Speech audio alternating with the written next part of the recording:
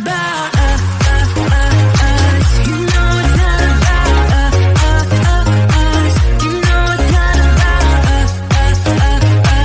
You know it's not about us.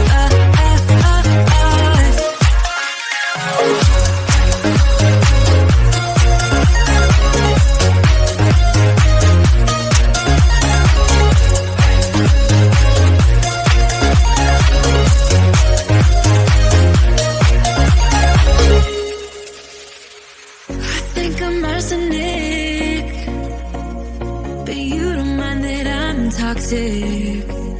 Somehow you're fine with it, even when I'm chaotic. You see the shade in the cold, it's just my bad temper. What am I supposed to do when the flame's going high with my bad patience? I hate it always falls on you.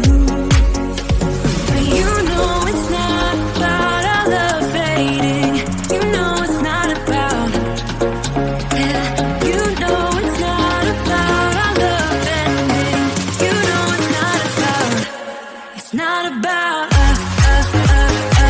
You know it's not about us.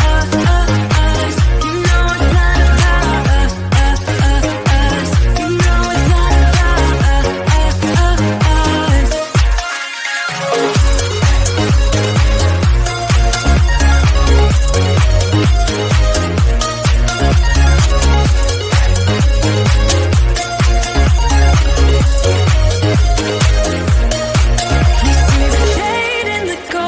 Just my bad temper. What am I supposed to do when the flame's going high with my bad patience? I hate it always falls on you, but you know it's not